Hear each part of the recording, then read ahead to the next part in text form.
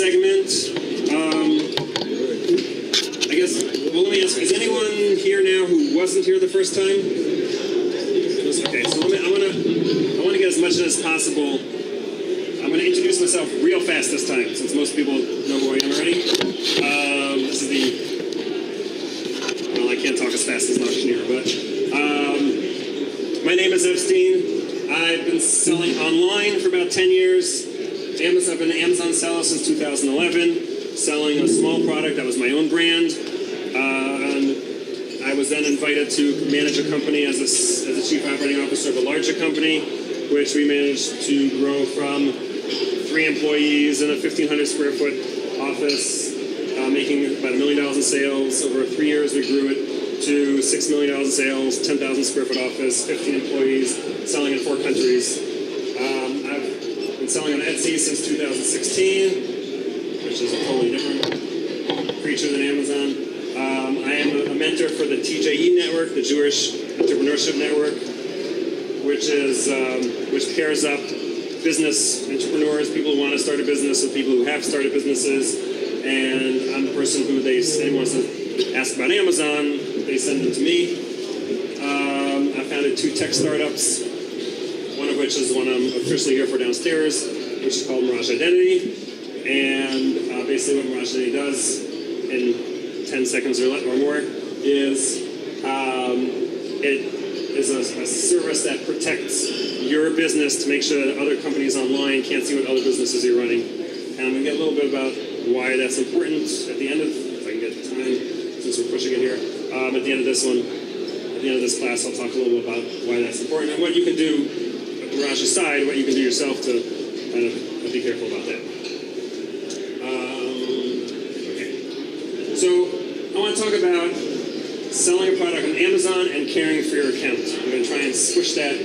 This is really, I gave like an online course for each of these. It's a separate online course. I'm going to try and condense it. And I'm open to questions. If you have questions, I'm happy to answer questions. If it starts taking too much time, I'll ask you to ask me a little later. But I'm here after the class. I have a booth downstairs called Mirage ID. I'm happy to field questions down there too. All right, let's jump in. Selling product Amazon. I want to talk about, I want to talk about what makes a good product. Hold on.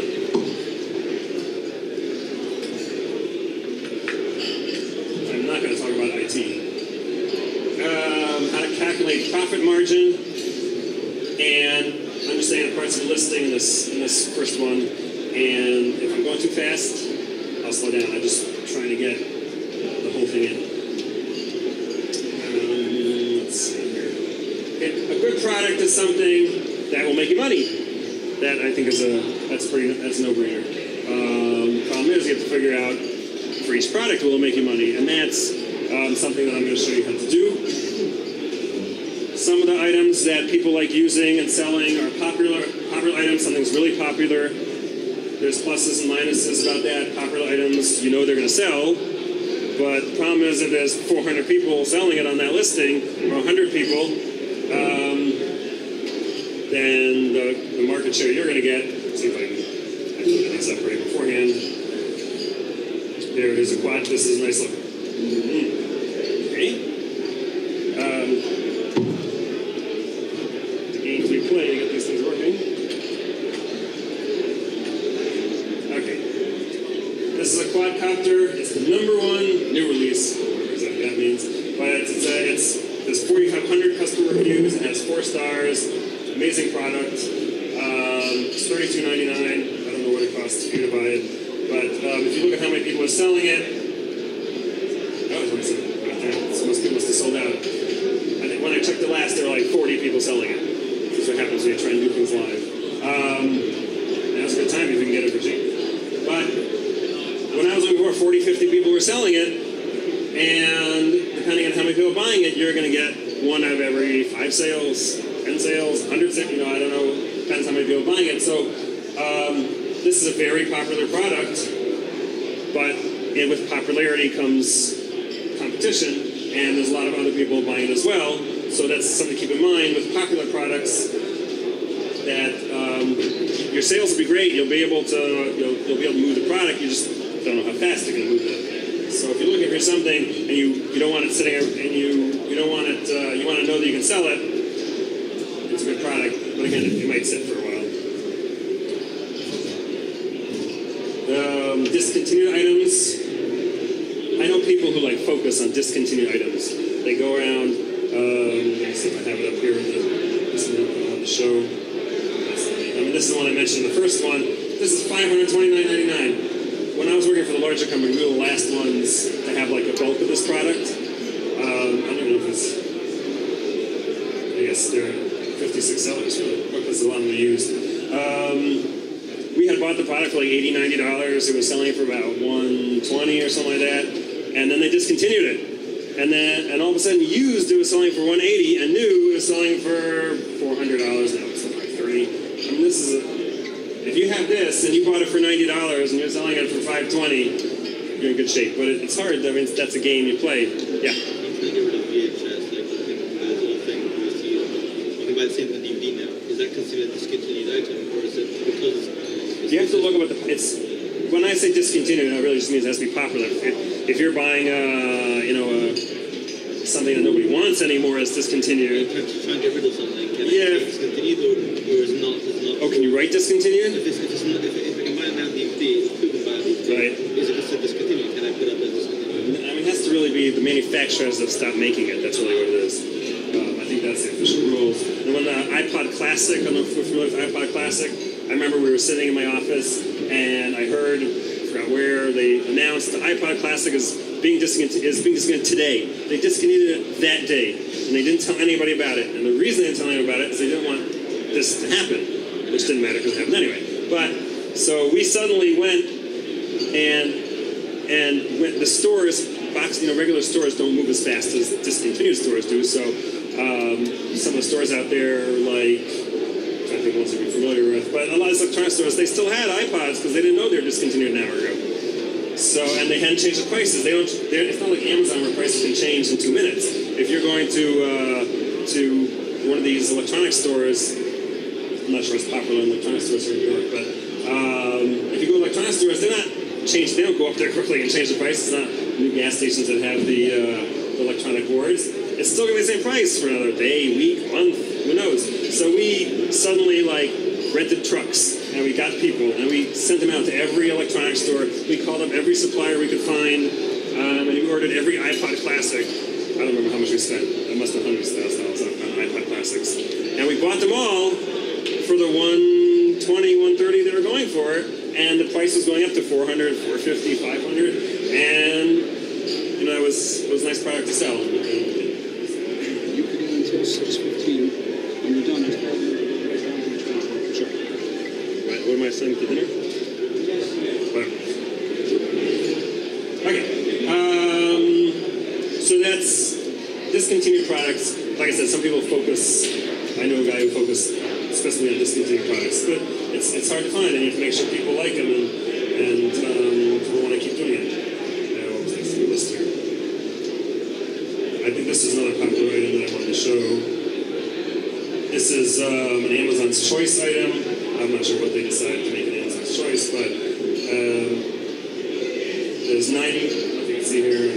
Pointer, but there, we put over there. Use the new 97. That means there are 97 people selling it. So it's a great product, but there's 100 people selling it. How many are you going to be able to turn around? So it's like stocks. You invest in the stocks that are going to make a little money slowly over time or a lot of money fast. This is something it's not bad to invest in. You're going to make some money off it. I'll give you a second. But it's not going to be like the fast money maker at the end of that. It's like a mutual fund, let's say, compared to a hedge fund. Oh, wait, I saw you wait first. Okay, so I'll talk about that in a second, actually. How many rules? You need to turn over. There are rules out there. They're complicated. There is software that will figure it out for you. I don't want to get into that too much.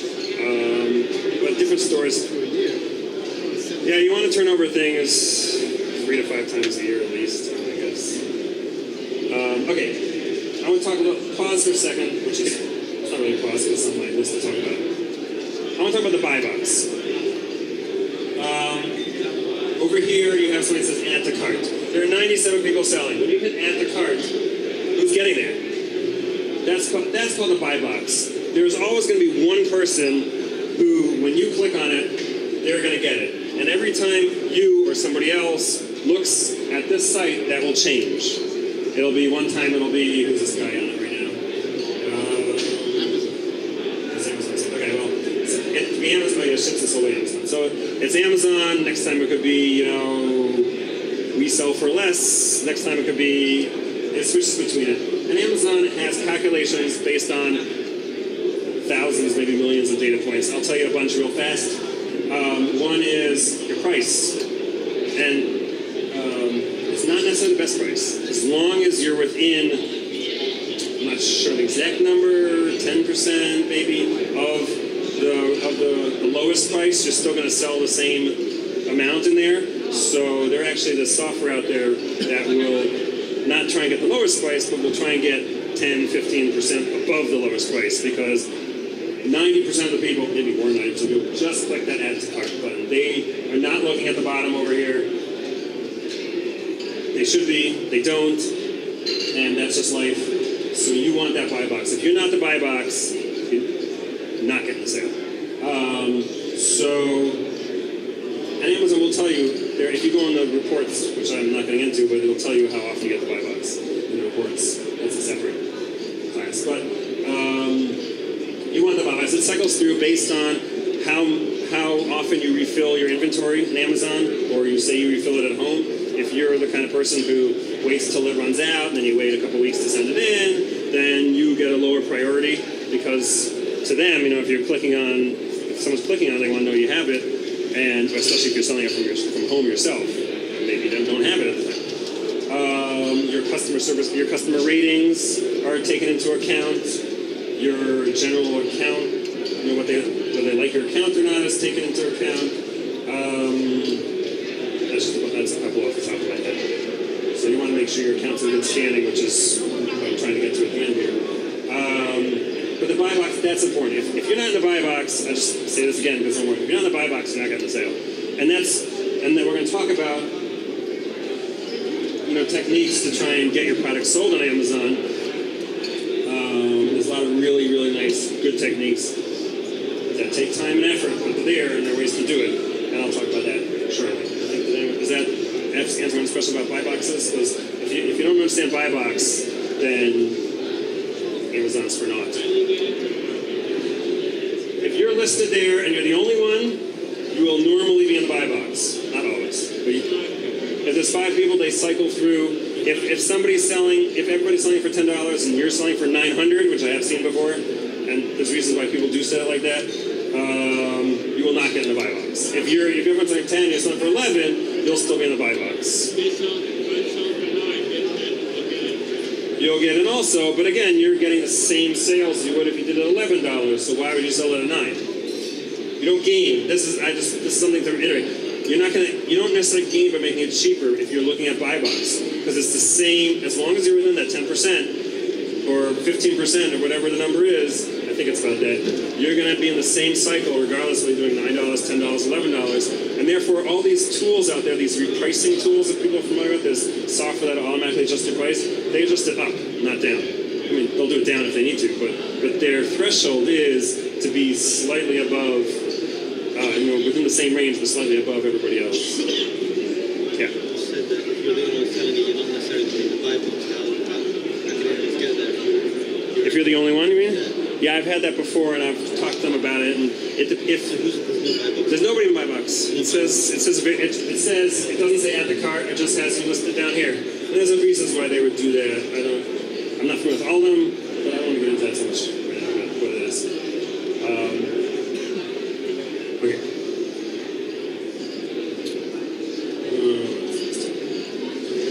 Private labeling is something people do. It's what I do. I showed these last time. I had these little key rings. Pull one out here. So this is a key ring. I do not manufacture this key ring. I have never been into the I've never been in their factory before. I know where it's being made, but I order it and I have them make baggies. And What's unique about it? about my keyring, well, originally it was unique when I first started selling it. Since then, I built up a name brand, and that's it really. There's nothing unique about it. I mean, it happens to be this a better quality one than someone's out there. And if you could, but I built up a name on Amazon for it. Like I said, it spent time being the fourth most popular one. And once you have that recognition, and as long as you're careful and you keep it, it's you never know. It's like stocks, it can go up or down. But once you have it, you keep it, and you have 1,000 people who like it, and then it's very hard for somebody else to get in there. And as long as you got it and it's doing well, then do well. I'm not number 4 anymore. It's interesting. I'll tell you, I'm not anywhere near number 4 anymore. But I still have the same amount of sales as I had when I was number 4. Because in the past, since 2011, there's so many more people buying on Amazon that it doesn't matter. I mean, if I was number 4, I'd sell even more. But there's so many people selling Amazon, and there just weren't as many key rings on Amazon at the time. Okay, so private labeling is what I did, which is you buy a product, you make a little baggie, you get your own UPC code for it. You have to have your own UPC code for private labeling it normally. And I'll show you, I think I have it up there, where to get UPC codes nowadays. What do you mean with private labeling? Is it supposed to go Pardon? storage places? What do you mean private labeling? It means that I order the product from somewhere with either my own name on it or with no name on it, and I stick in a little baggie that I made. This baggie is my design. I hired a designer. I made this little baggie. Who else are talking about the physical? Who else will do it for you? Who else will do what for you? Places? I mean, we'll do the private labeling for you? Well, so that's a separate, I think there's a separate track that talks about how to private label, but it depends. You can speak to the manufacturer directly, you can speak to somebody else. This is an easy one because there's no name on it anyway, so I just stick in a baggie. But private labeling is, once you move, it's really the way to go. Selling on Amazon by buying stuff from lots of different places is nice, but there's a limit what you can do on that. You have to be running around, you got to constantly be buying stuff. You're not building up a business yourself. If the product's good, it's good. If the product's bad, it's bad. It's not you, it's up to you to do it. Once you private label, then now you're building the story. You have control, as much as you can, over your product. You can price it whatever you want. You can negotiate better. If I could get this, if I could buying this, let's say for $1, and then I can tell them, the manufacturer, if I order 100,000, will give it to me for 20 cents.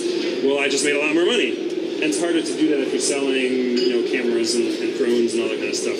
So private labeling is a little higher risk because you have to order, 1,000 of them instead of just buying 3 or 4. But because it's higher, it's also harder to get into, so there's fewer people doing it. So that's, I would say, after selling products that you're just buying off the shelves, the next level is private labeling because you're not making a new product. And then next would be manufacturing, and that. Pardon? What? So he asked about competition. Let me talk manufacturing. I'll go back to that question. Manufacturing your own product means that you're going into a factory and you're saying, "Here's what I want. Can you make it for me?" And that's there's somebody I know of. I don't know his contact information, but he will take you to China and he'll train you how to do that. I think it was in Israel, and he goes to China, and I have a friend, actually a relative, who does that. She went over to China, and she goes to China every 6 months, and she goes to the factories that are involved in the whatever it is that she's making, clothing, and she'll tell them what she wants, and she orders it, she comes back, and she's been successful at that, keeps her husband in Kolo. And that's manufacturing. If you're doing clothing, it's maybe a little easier or not. Electronics gets a little more complicated. I know people who that is their job. Their job is manufacturing products. They go in to different factories and they pick out what they want. So I'm making a tablet, 1 camera, 2 cameras, front camera, back. They decide all that kind of stuff, and they have to market it. You have to design the packaging for it. You have to design a brand for it. I will say, if you're going to private label or manufacture, you got to have your own website. Make your own website also, because one of the things that Amazon wants to know if they're going to give you if they're going to give you ownership on that brand. I have brand registry for my product. I mentioned I have to trademark it. The other thing is they want to know, are you selling this product somewhere else? Or do you have your own website? Prove to me this is your product. I prove because I have my own website. For clothing, I think it's still a requirement to have your own website. I think if you're making your own clothing, you have to have your own website, I believe, unless they changed it recently. So you make your own website. That'd still beyond the scope of this, but I don't look up here. But if I go to, I'll show you quickly. This is Shopify. If you're familiar with Shopify, there's no Wi-Fi over there. Yeah. That website is not a good website. Then you're not gonna get a lot of sales. You're not gonna get a lot of sales, but Amazon doesn't care. I mean, Amazon isn't looking at the quality of your website. I mean, they want to make it look like something that you just paid someone on Fiverr to do, but what? I don't know if it's gonna affect your sales on Amazon. I have a website which is not loading now because it's not connected. Why? If I turn it off, then it'll disconnect everything else. But I make 4 or 5 sales a year on my website. Really? No, that's not true. I probably make a couple dozen sales a year on my website. But I make the big ones on my website. I've had Michelin buy these things for me. They call me up. They need it for some kind of research department. They buy 1,000. So the website is a business. And then people buy it. It adds legitimacy anyway. It's and it shows Amazon that you own the product. So I think it's important if you're going to make your own product line or your own product. And again, I have 4 or 5 colors in this, and that's it. But still, a website shows that you're a serious company and that you're not someone just trying to make something and then get out of it. Clearly, that's a little. But anyway, okay. So manufacturing is the hardest of all to do. You need to know how to manufacture. It's a lot of money. If you're manufacturing something, they're going to require minimums. When I looked into manufacturing the keyrings over here, I had spoken to a bunch of companies in China. I didn't end up going that route because it wasn't really, for the sales, it wasn't worth my time and effort. But they wanted me to order 20,000 of them at a time, which for keyrings is not a big deal. But if you're ordering drones or you're ordering clothing or you're ordering, I'm not sure what else there is out there, it's a lot. And shipping from China. So it's a bigger risk. So usually I tell people it's better to go. You learn about Amazon, you buy products, you sell products, you get to know Amazon, you get your sales, you get some good customer feedback for yourself, so you have a decent rating. Then you start moving into the private labeling, where you can make your own product. And then, again, there are people out there who will help you with that. And then if you're doing really well and you have a couple $100,000 to throw at something, then that's $100,000 is not fair. But maybe it's like $30,000 to throw at something in order to design your own packaging and shipping and manufacturing and minimums. Then you can start moving into manufacturing. And manufacturing, that's where the money is in the manufacturing. Private label means you're taking something anybody else can take and slap their label on as well. If you're manufacturing it, you're making it yourself. So you could say, mine has these features. I mean, someone else can manufacture the same way. It's easier, but it's a higher barrier to entry. The more difficult it is for you to do it, the more difficult it is for competition to do it. Pardon? What stage do you have to do that? What stage you have to? You mean to manufacture? You don't have to. I mean, there are people who, when I first was looking at making this, the way I found it was not Alibaba, but a similar thing. If you're familiar with Alibaba, you go on and you can email them and say, hey, I want this changed on it. Well, now you're a manufacturer. I mean, that's so there's easy ways to do it. If it's a more complicated product, you have to go. Sometimes you need to go and look at different factories over there and do it.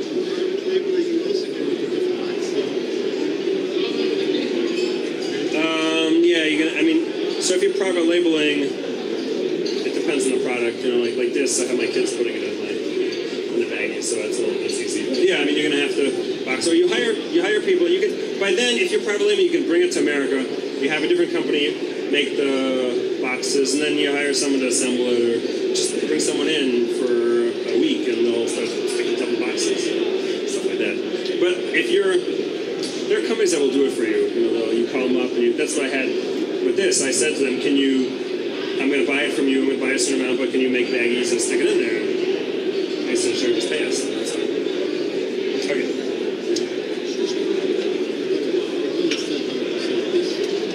This rings, for example. Yeah. You got it from, it wasn't your idea, it was a product of somebody in China, for example, and it's okay that you bought from them and they Okay, so- market it yourself and not. So the question is, Can they come? so the question is, well, if you're private labeling it, someone's going to get mad at you for copying their product or for a private label product. That's true if it's a branded product. This is not a branded product. It has no name on it. It's something that, like, there's no way to copy. I can't copyright this thing. It's too simple. I actually looked When into they it. sell as a trademark, I trademarked the name Manta Rings. I didn't trademark the product. I looked into that, like, what can I get a trademark on? And it was the name I got trademarked, not the product. I looked into it's too simple a product. It would never pass the trademark office. so then the next question, just apologize. That's fine. There's a lot of products out there in China, I believe, that just manufacture whoever wants come and buy You got it. whatever you want. That's right. It's not hard water that you're playing games with something. Yeah, they'll do it. Take it, no free. So the difference between private labeling and manufacturing is manufacturing is you're changing the product. Private labeling is just ordering whatever they have. And there are plenty of companies in China also, but in America as well, that will that you say to them, I want you to stick a sticker with my name on it or whatever, print the name on it when you make the next run, and then you're private labeling it like this. If you don't mind, last question at this time. Sure, hang on, just gonna say this product over here. It's all hard. So this is a drone. It's Sima is the name of. Sima didn't make this product. I see this all over some say Sima, some say some other name on it. It's the same thing in the same company. They didn't even change it. All they said is, hey, Mr. Manufacturer, can you print my name on it instead of the other name on it? That's private labeling. That's a more complicated form. But again, the more difficult it is for you to do, the more difficult it is for everyone else to do, and then there's less competition. Is there any way to find about this, any trade show for these commanders? Oh yeah, sure. There's one. I mean, it's in Hong Kong, but there's one called HKTDC or something like that. What's the line of this trade? And that's more for smaller. Alibaba has a whole trade show they do now. I think the people start on Alibaba. I would say when I speak to people, they always throw the word Alibaba out to me, and people start there. You want it, and because they will do that, you can call. You can say, hey, I want to order. They have a minimum of like 20, but if it says if you're familiar with Alibaba, you can go on it and it says you can order this for 25 cents, minimum of 100, which is nice. But when you call them and say, hey, I want you to put my name on it, the minimum's changed. But they'll do that for you. I mean, if you go on Alibaba and say, hey, you contact them and say, hey, can you print my name on it? Can you make my packaging for me? Here's the design. Again, I've had issues with that. I ordered from some company and I ordered 10,000 of these and it was just an inferior product and that was a loss. I had to calculate that. I knew already the amount I'm spending on it, I could take that loss. Because I didn't go to China to figure it out. You know, if you want a quality buy, you got to go to China and check it out. I ordered it sight unseen because I already knew that for me to go to China, it just cost me more than just ordering it and losing it if that's the risk. So I ordered it and it was a dud. Yeah, you can hire quality control people. I know people who do. Yeah, you can hire coaches. Just raises your costs. For a product like this, it wasn't worth it. So I ate the loss. And I have 1,000 of these things, 10,000 of these things sitting in my own big box. I can't bear to throw out. Anyway, what? They send samples. The sample works out better than the other one they send. You know, it's hard, and there's nothing you could do. It's not like you could sue them or ask for money. I said it's a loss. Like, okay, on your next order, we'll give you credit. I'm not giving you another order. Are you crazy? Too bad. It's not like America. Right, and they don't take credit cards. That's okay. That's a separate thing. I don't want to get too much into private labeling because I want to talk about some other stuff. Fun. I don't know if there's a place here that teaches private labeling, but there are people that do it. I don't know if. But I meant there must be someone down here. But this kind of crowd has got to be people who do private labeling. Manufacturing even, like I said, there's a guy who will charge you and he'll take you to China and you tell him what kind of product you want. He'll walk you through the factories. He'll say, this is a good one, that's not a good one, here's how to tell. And he'll show you how to do it. And he'll even do it for you. And he'll say, you tell me what product you want, I'll make it for you. I know that, I know a guy does it. Okay. Well, I just want to, Alex, I'm here afterwards, you can talk to me. This is the thing I've been saying, it's easy for you, it's easy for everyone. that's really something to keep in mind. If you go into Walmart and you buy a product that's on sale, well, everyone else can do that too, so you're going to have a lot more competition. But if you're doing something that's harder, there's fewer people, you're going to have more of a chance of making more money on it. I'm trying to decide if I want to get into this. Okay, I'm going to get into this very fast. Arbitrage. I hate that word because you think, what's arbitrage? Arbitrage is the big thing now in Amazon because there are a lot of people making a lot of money off it, and it's not the sellers. Arbitrage simply means you buy something cheaper somewhere and sell it more expensive somewhere else. And so when I keep saying you go to Walmart, you buy it on sale, and then you sell it on Amazon, that's called arbitrage. And there are companies, there are services out there that will happily take $1,000 a month from you to tell you all the different pricing. They'll go through, you can look up whatever you want on Amazon, and it'll tell you every other place that it costs less, and you can buy it from them, and you can sell on Amazon, and you hope that the 100,000 other people that are using the same service don't have the same idea.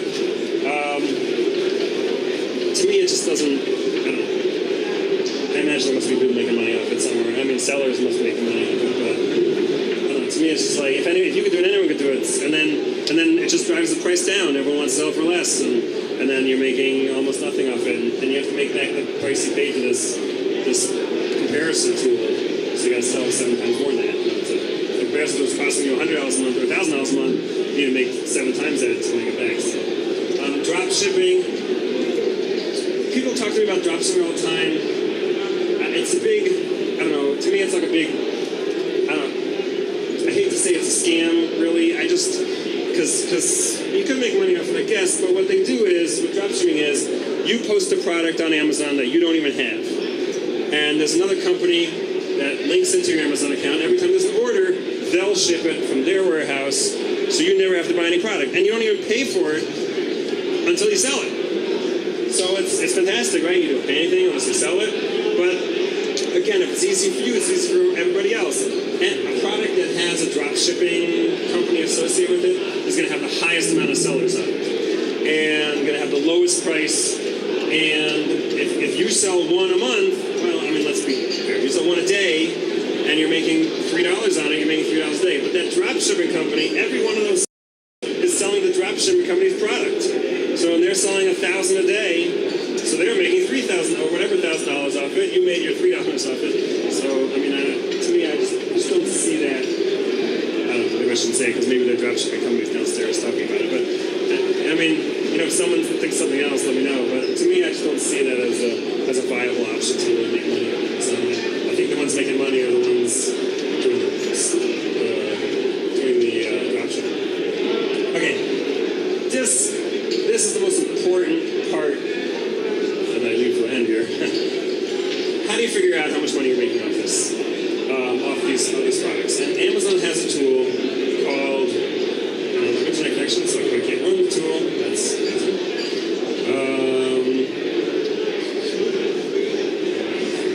This is Amazon calculator. Let me see if I can connect it to their Wi-Fi over here. I'm just disconnecting myself even more. But Amazon has a tool they finally came out with. I mean, it's been a bunch of years, but when we first started on Amazon, it was your guess as to what was going on.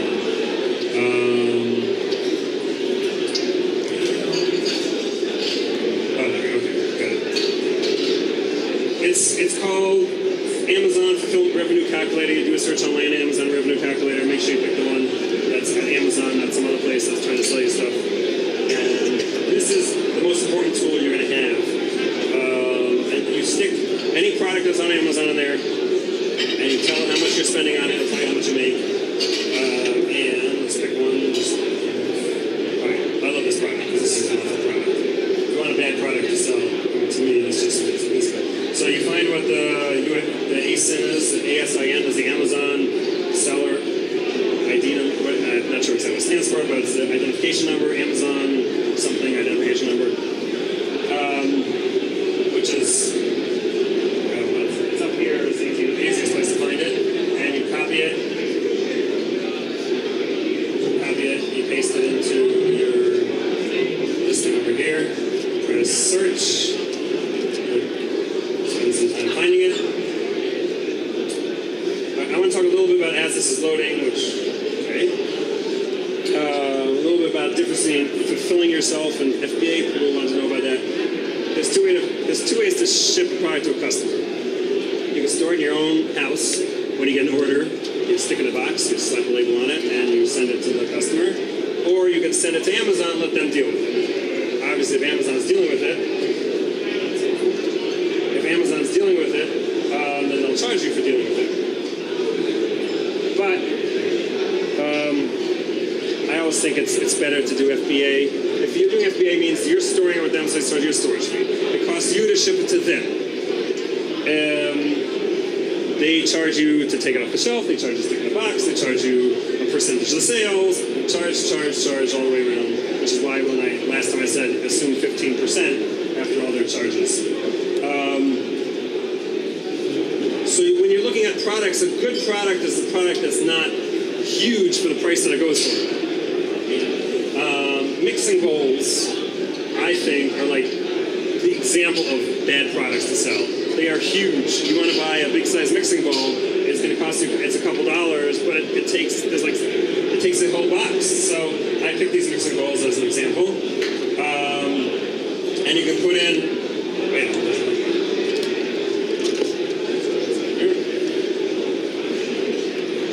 I don't want to keep you too long. If you're going, I'll just keep going here. Yes, okay. You put in the price you want to pay for it. They're charging $24.99 over here, so it's just $24.99. And this is your fulfillment, which is you're selling it how much you're going to charge for it if you're shipping it from your house. And Amazon fulfillment means if you're going to have Amazon sell it, how much you want to charge for it. You can pick a different price, but for this we'll pick the same price. This is how much you're going to charge for shipping to the customer. You can put in here the cost of what's going to cost you. If you click over here, then you can put in how much your storage fees are in your house or your warehouse. If you know that, what labor, packaging material, shipped to customer, let's say it costs $3 to ship to customer. That's probably not realistic to ship a box that size, but let's call it $3. It'll cost you to ship to Amazon. I'll say $3 too, but it's cheaper. I just want to show you that. The cost of the product itself. Again, I'm going to guess on this. This is how much these are metal bowls. How much do you think it's going to cost me? $15? Let's say I paid $15 for this, and they pulled it in. Okay, so now you press calculate, and it tells you you're going to make. Drum roll, kicks in. If you sell it for Amazon, you can lose $3.28 for every sale. See over here. $3.28. So that means you'd have to sell it, you'd have to have bought it for $11 in order to make any money on Amazon. If you're fulfilling it by Amazon. Nope. Okay, you want to make 72 cents. If you bought it for $11 and it costs you $3 each to ship it to Amazon, which is probably what it would cost you, then you get to make 72 cents. You'd have to have bought it for like $5. I don't know. Let's say you want to make $2 off it, but for $9. And in order to make $2.72 off that, which is a decent profit for if you bought it for $9. Did someone buy this for $9? I don't know. It just doesn't seem to me like that's a $9. Are you going to buy how many bowls is it? 6 metal bowls for $9? I don't know. To me, I think someone's losing money off this. Maybe they got a good deal on it. I don't know. Maybe they got it from China.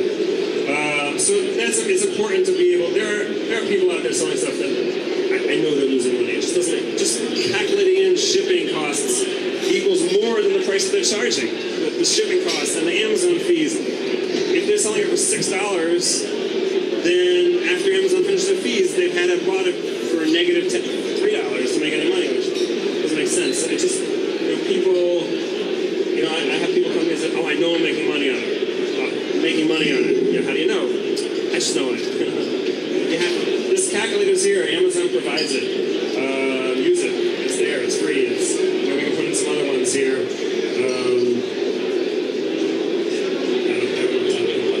But that's a good. You just do a search for Amazon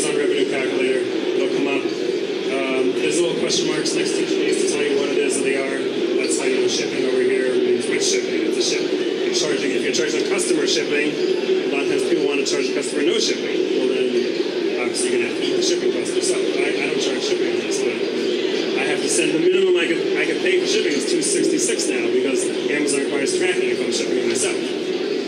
So I have to keep that. If I sell it for $4 or $5, I'm making almost no profit.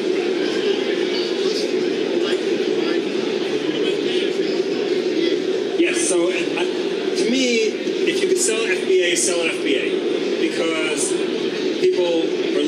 people trust Amazon. Amazon is one of the most trustworthy companies in the world as far as people are concerned, buyers are concerned.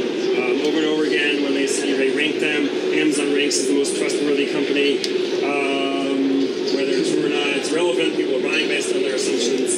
So if someone sees Prime, and me, if I see Prime, I know I'm going to get it tomorrow, the next day. I've ordered stuff on what's the Shabbos? I got a Sunday afternoon. Can't beat that. So why would I buy it from somebody else for the same price and wait a week or 2 weeks? Or from China, it's gracious. It's 4 weeks. When I can just order it from Amazon. All right. So that and revenue calculator is critical. Absolutely critical to do that. I really have to talk about. All right. I'm going to keep going. You're welcome to leave. You want to leave? I don't want to. My partner downstairs is going to have my head, but whatever. What? About what? I didn't get to that yet. Yeah, you can. I can show you here. I skipped that a little bit because I was running low on time. There are a lot of techniques to figure out what a good product is on Amazon. One of them is figuring out its ranking, how often it sells. She asked me, and I should have said it before, but if you look at a product over here, I mean, one thing to see is how many customer reviews there are, how high the reviews are. There's 1,000 people, it's probably going to be good anyway, but if 1,000 people are giving you 4 stars, that's very good. If there's 20 people giving you 5 stars, you never know if it's their friends and family doing it. If there's 100 people giving it 1 star, then it's probably not the product. Even if it's a great product and someone hates it, for whatever reason, but you're not going to make the sale on it. So if you look down, as long as my projector works here, if you get down, you have to find where it is. It's different depending on the product.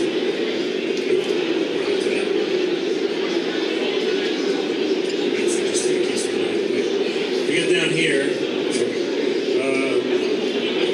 over here, it tells you the bestsellers ranking. This is number 6,346 electronics, which is good. Electronics has tens and tens of thousands, maybe 100,000 products in there, so 6,000 is pretty good.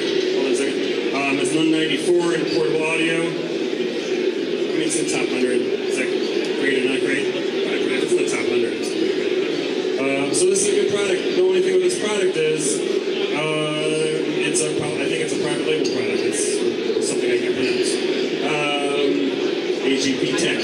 So I'm guessing that they private labeled this. And as you can see, there's just new from one seller, which is probably them. Or so I mean they cornered the market on that one. That's a good product, so they're probably making a nice amount of money off that. Yeah.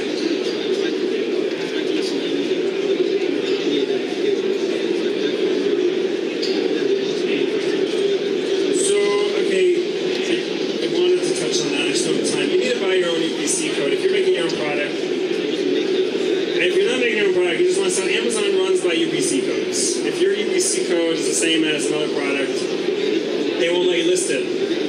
Right, so and you can apply for exemption. I'll give you a little hint. This is what I did because I got to get a UPC code for this thing. You go to this website, barcodestalk.com. You buy, 1,000 UPC codes for $180 and you're good to go. You'll need it. If I can get to it, I want to talk about the other reason you need UPC codes, because there's lots of ways to sell, and some of them you'll need UPC codes. But I always buy UPC codes. I buy them, depending on what I'm doing. When I was with the Deutsche company, I bought 1,000 at a time. For myself, I bought 100, I consider it.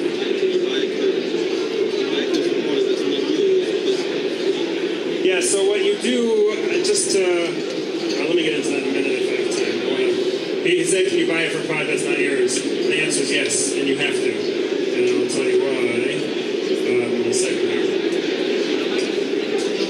I'm going to skip this part for the moment, and I want to get into a little bit about how to...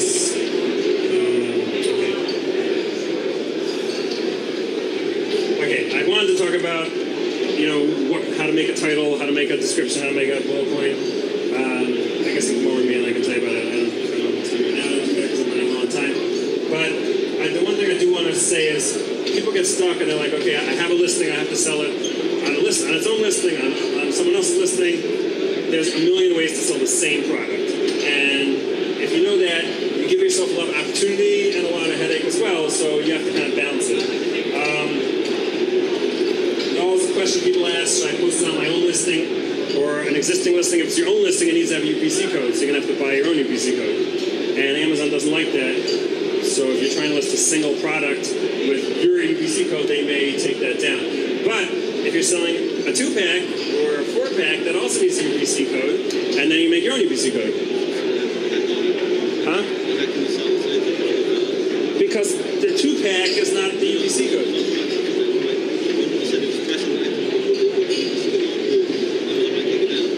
Or they'll merge it with the other one. They might merge it with the other one.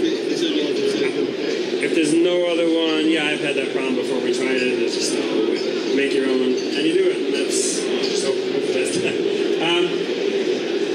So if you put it on your own listing or on somebody else's listing. So people ask me this question. I'm like, I don't understand the question. You do both, of course. Why not? And not just that, but you start selling in bundles. You're selling multi-packs.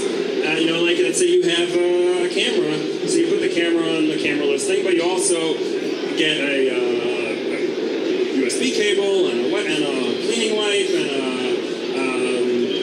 we bought these cheap thingies just to make a bundle out of it. And you make a bundle and it's your own product, and especially if you, there's one company out there that has their name printed on their little cleaning cloth, so they decided that now no one else can sell on their thing because nobody else has a cleaning cloth with their name on it. And they're right, but that's something, I'm not sure Amazon's going to go for that one exactly, but that's their listing, and no one else is going to sell a listing because no one else has that exact collection of products. And so you have your own listing. Now, you have to get people to see it, and you have to get people to buy it. But I'm not saying to sell it instead of selling it, I'm saying sell in addition to that. And if you can get traction, fantastic. And if you can't, okay, so you can't get traction on it. I don't know if you want to start off selling it full by Amazon that way, because if you take all, I'll talk about that in a second. But multi-packs is great too. A 5-pack, a 3-pack, a 2-pack. It's a new listing. You can make your own listing. Other people can get on that listing still, but at least it's something away from the 5,000 people selling on the other listing. So, I always, if you can, I recommend a nice kind of like collection of things, make a multi-pack, make a bundle, put on an existing listing, make another bundle. I was selling once a bunch of things, and I had like bundles going 5 different ways. This one had a backup charger with it. This one had I don't know what else they had stuck in there, but whatever, a case, a cell phone with a case. You sell something, and that's bundling it. I will just say that the problem with bundling it is you have a lot of inventory complications. You have no idea. If you send it to Amazon that way and it doesn't sell, well, you have all this stuff sitting in Amazon, and that's tying up the other bundles that you have. You don't know, let's say you bundle